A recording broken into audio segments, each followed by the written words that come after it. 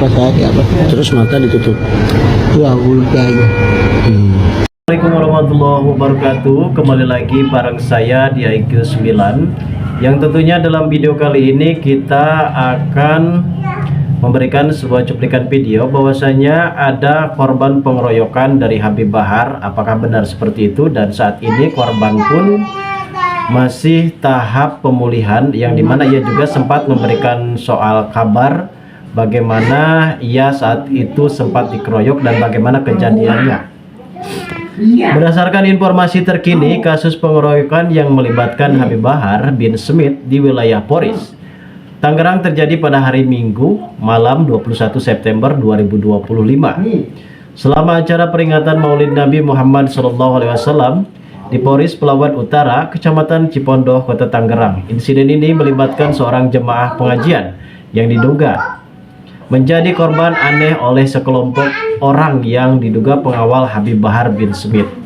Identitas korban nama Rida ataupun disebut juga sebagai suami dari Fitri Yulita. Dalam beberapa sumber latar belakang, Rida adalah seorang jemaah yang hadir dalam acara pengajian dan Maulid Nabi tersebut.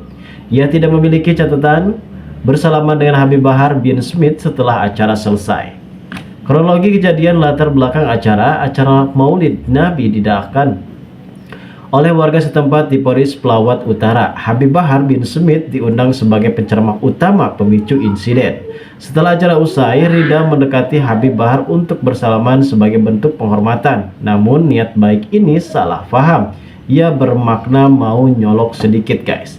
Ini yang cukup lebih mengkhawatirkan sekali dengan adanya acara pengajian yang saat itu mungkin ada bodyguard dari Habib Bahar sendiri yang benar-benar merasa ada kesalahpahaman yang pada akhirnya terjadilah pengeroyokan terhadap si korban ini, guys. Lalu bagaimanakah tanggapan dan berita selanjutnya? Karena saat ini Habib Bahar sendiri belum ada klarifikasi dari Habib Baharnya, yang tentu hal ini pun pastinya membuat para masyarakat pun benar-benar sangat penasaran sekali bagaimana kedepannya seperti apa. Yuk simak. Tuka kiai dusun ampura kak to the point bae ya mah tuh sekolah mah memang salah kiai na dina bag-baganu ieu mah, sedangkan pantamah sifatna perjanjian kedua belah pihak anu mana di jerona kamaslahatan. Selagi perjanjian kamaslahatan mah atuh wajib ditepati. Rada teu jelas sekolah mah alasan jalanlah anu goreng, komunikasilah anu hese. Atuh mun jalan anu goreng coba nelpon ka panitia gitu. Pastina ku panitia ge bakal disampurkeun, bakal diteangkeun daripada batur eueuh nu ceramah. Karunya panitia kak geus antusias batur ngundang masyarakat di ditu. Sementara kejadianna kitu pan dengan alasan anu teu masuk logika. Kecuali alasanna manehna muriang ngadadak kitu, rosak muriangna.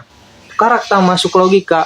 Batur moal meureun bedul bagong, kakak ge merenya cek sudona kami teh mah mun jadi panitia pasti bakal bedul bagong pada waktu hari tama.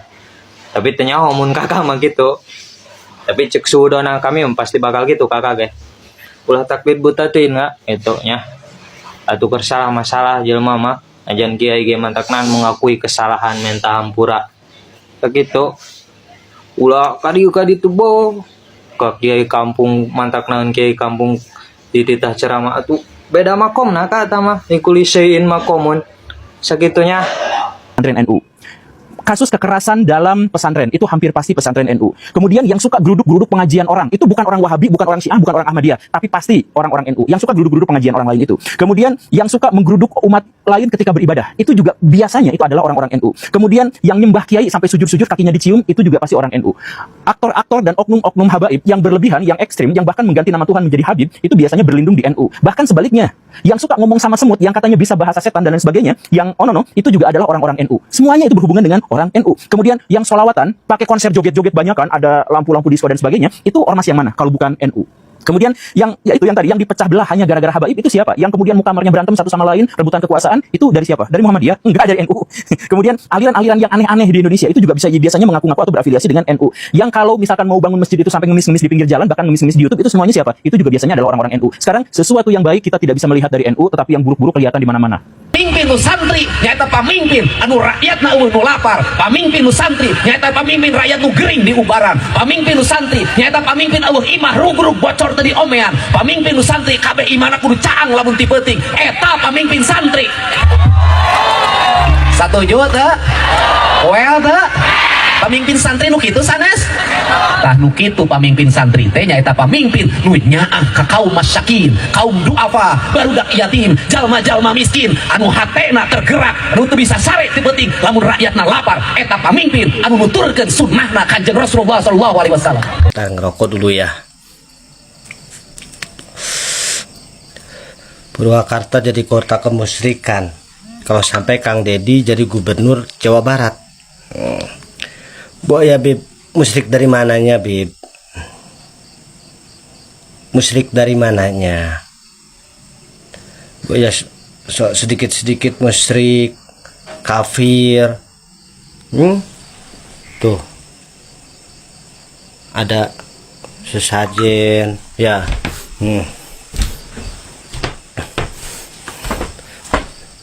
Tuh. Gak apa-apa sih dibilang musyrik juga. Tuh. Ya inilah yang dikatakan seni budaya. Ya. Seni budaya ini yang dikatakan seni budaya. Bukan mendewakan. Ya. Bukan mendewakan, seperti ini bukan mendewakan. Bukan menuhankan. Ini hanya sekedar gambar. Ya. Ini hanya sekedar tulisan. Ini hanya sekedar lukisan. Itu. Jadi Bu ya, sedikit-sedikit jangan musyrik, syirik, kafir.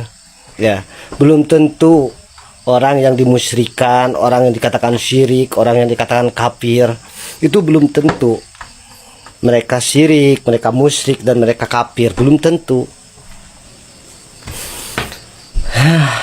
Kalau memang tidak menyukai satu golongan, maka lebih baik tabayun, datangi orangnya tersebut secara langsung, datangi Kang Dedinya secara langsung. Nah, seperti ini musyrik, haram, syirik. Nah, terus bagaimana yang memalsukan makom, bagaimana yang memalsukan nasab, dan bagaimana yang menjadikan makam-makam keramat itu sebagai ladang bisnis. Ya, seperti itu. Jadi kita bersikap bijaksana lah dalam memberikan suatu narasi ataupun menyampaikan suatu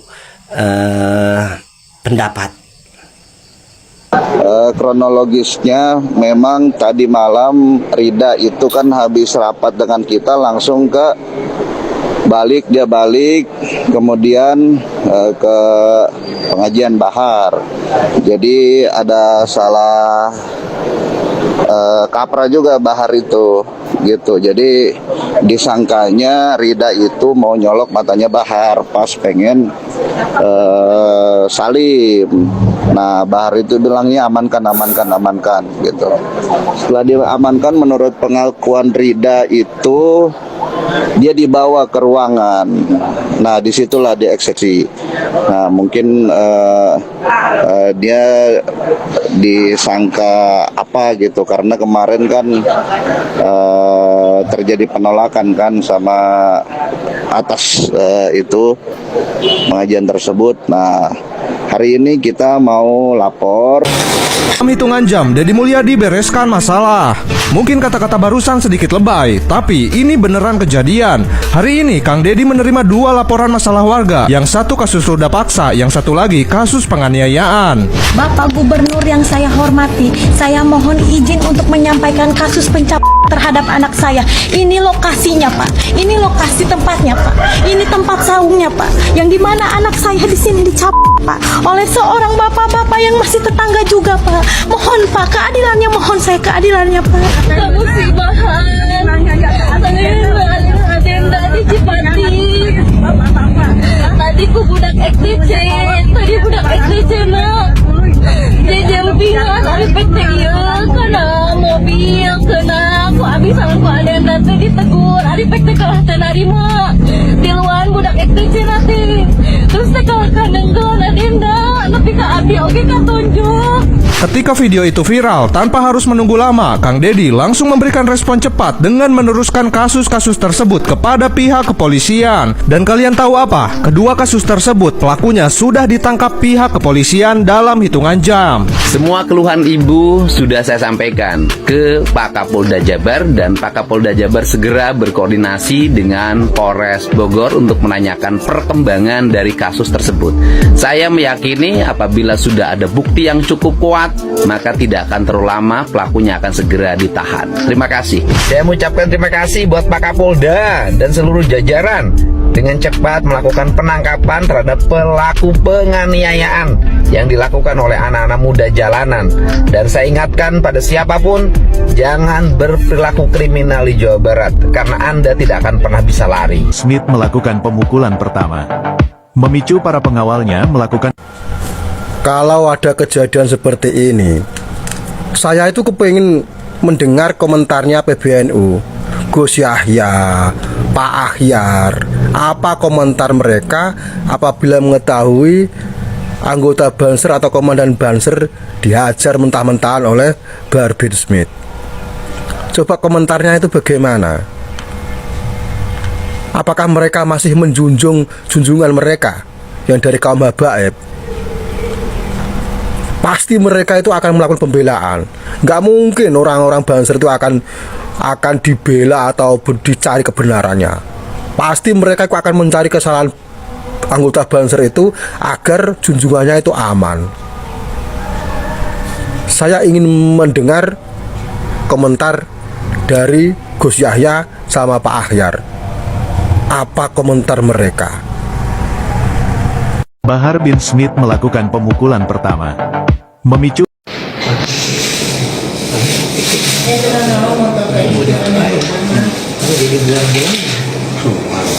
Mulyadi dan Yang Ayu sedih, ibunya Idan meninggal dunia. Kali ini ada kabar duka datang dari Mayor Idan, di mana ibu dari Mayor Idan dikabarkan meninggal dunia. Kabar duka ini disampaikan langsung oleh Kang Deddy Mulyadi. Pagi hari ini saya menyampaikan kabar duka. Innalillahi wa inna ilaihi raji'un.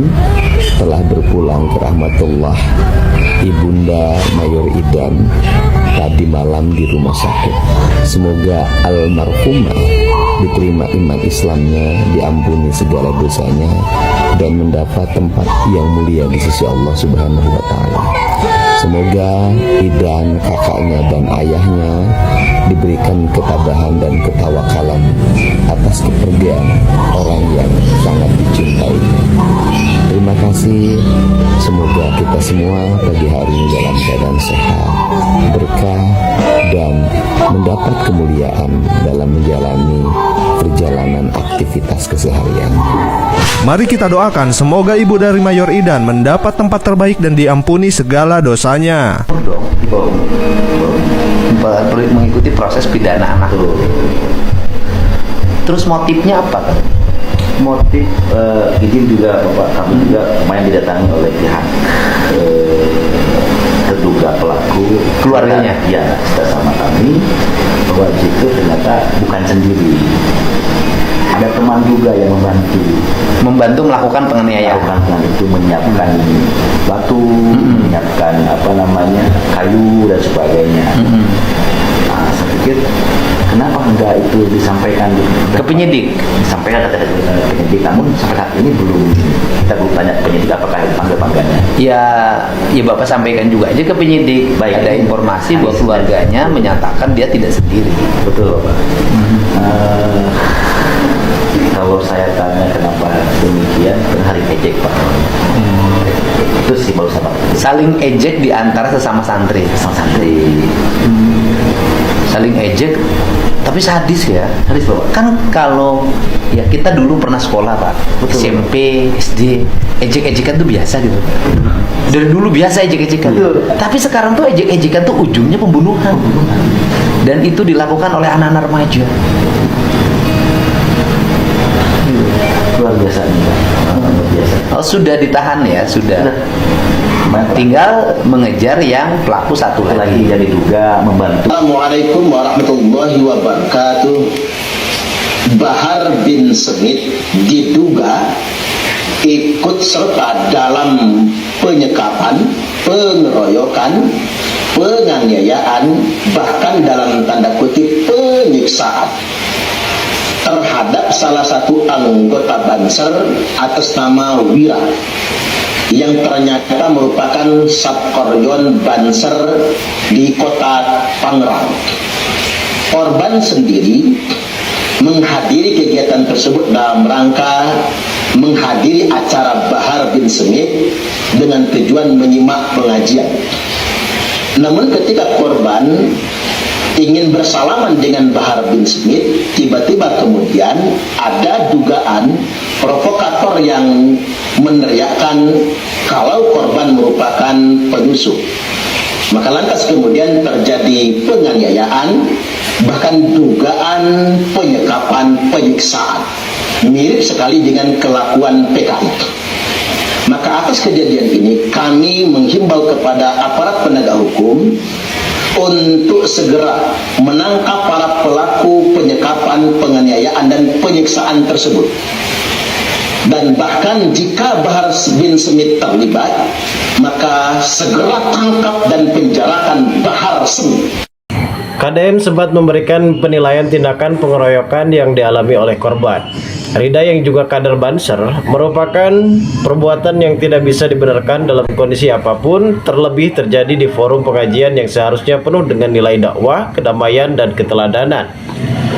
Kami mengecam keras aksi kekerasan tersebut. Ini mencederai semangat ukhuwah Islamiyah. Acara pengajian mestinya menjadi ruang silaturahmi, bukan ajang intimidasi ataupun kekerasan.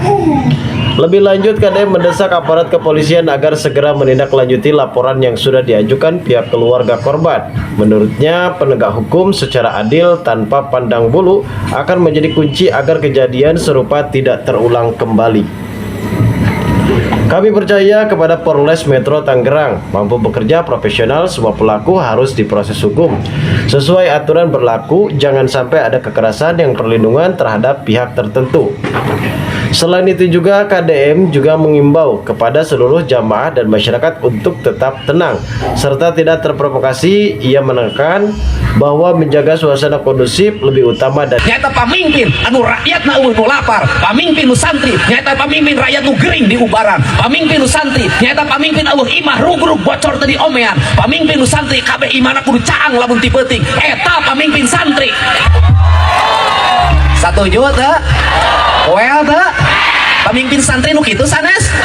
Tah nu kitu pamimpin santri teh nyaeta pamimpin nu nyaah ka kaum masyakin, kaum duafa, barudak yatim, jalma-jalma miskin anu hatena tergerak, anu teu bisa sare ti peuting lamun rakyat. Belum tentu orang yang dikatakan musyrik, orang yang dikatakan syirik, belum tentu dia kafir. Dan belum tentu orang yang mengatakan dirinya ahli sholawat, dirinya ahli ibadah, belum tentu orang itu benar. Karena zaman sekarang itu banyak sekali orang yang tertipu dengan pakaian. Ya, seperti ini, tertipu dengan pakaian. Begitu ya. Salam budaya Nusantara. Pengeroyokan atau kekerasan secara bersama-sama di muka umum dan atau penganiayaan dan atau pencabulan, maka tim gabungan antara Satreskrim Polres Tangerang Selatan bersama dengan Subdit Resmob di Treskrimum Polda Metro Jaya berhasil mengamankan 2 pelaku. Yang pertama, saudara YLK. Nah, ini YLK. Namanya ini ya. Ini saudara YLK.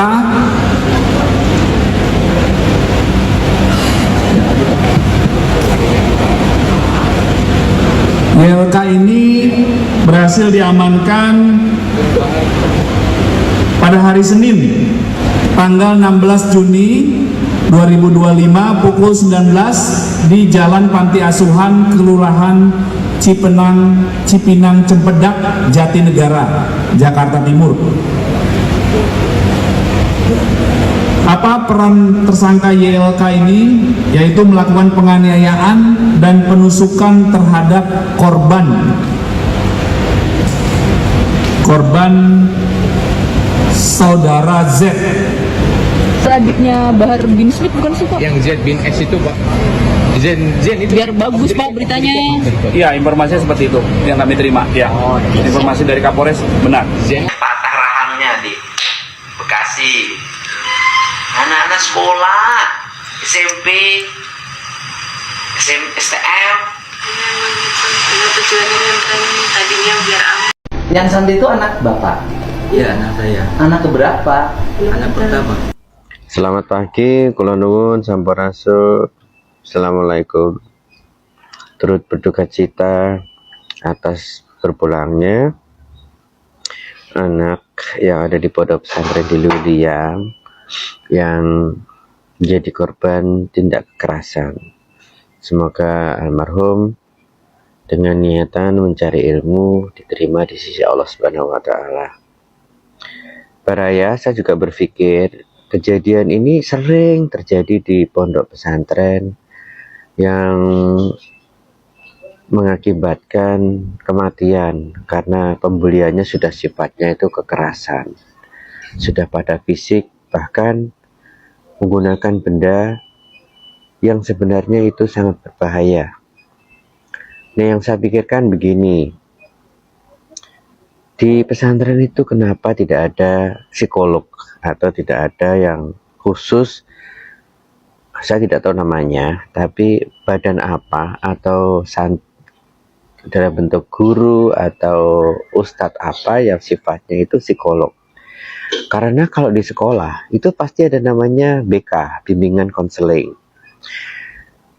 Pernah ada anak dari pesantren itu masuk ke sekolah biasa karena di pesantren anak tersebut dikeluarkan karena berantem dan nonjok perkelahian.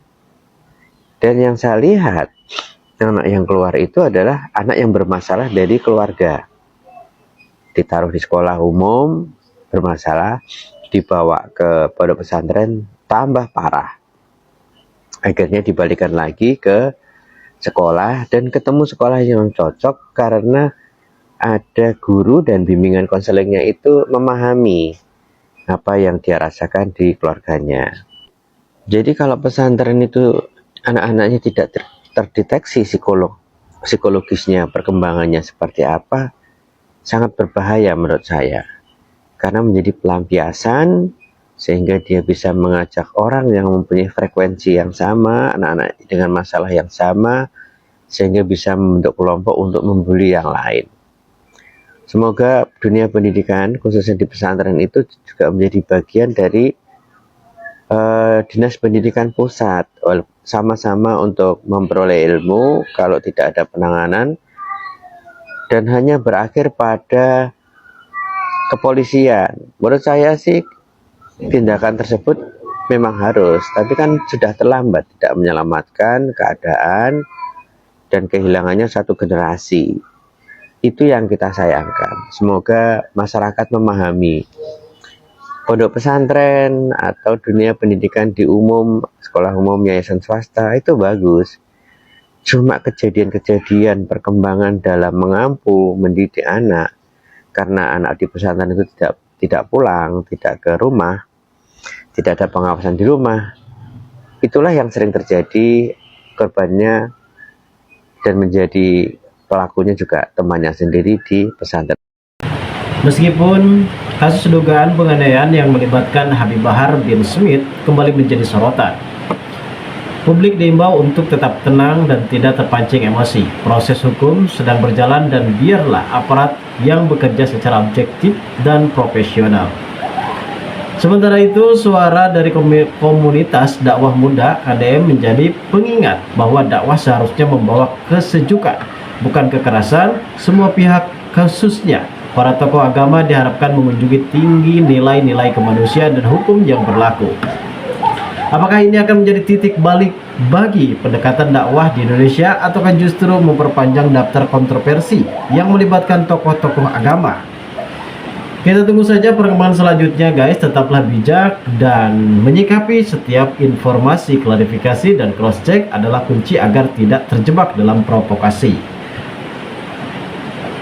melaporkan untuk kejadian yang memang sempat terjadi dan menjadi kasus viral, adanya dugaan pengeroyokan, entah itu dari Habib Bahar sendiri, entah itu juga dari bodyguardnya. Yang jelas pada intinya korban penganiayaan tersebut adalah jamaah pengajian Maulid Nabi Muhammad SAW yang diselenggarakan di sebuah kota Tangerang, yang dimana acara tersebut diisi oleh penceramah utamanya yaitu Habib Bahar bin Smith. Apapun hasilnya mengenai penyelidikan tentang adanya kasus pengeroyokan ini, yang dimana pada akhirnya kita semua harus memasrahkan kasus ini ke aparat hukum, aparat pemerintahan dan keamanan pihak kepolisian. Semoga ini akan menjadi pelajaran bagi kita semua pihak bahwa dakwah itu harus menyejukkan, bukan menyakiti. Jangan mudah terpancing, benar-benar terpancing dalam emosional guys. Dan mungkin hanya itu saja berita kali ini.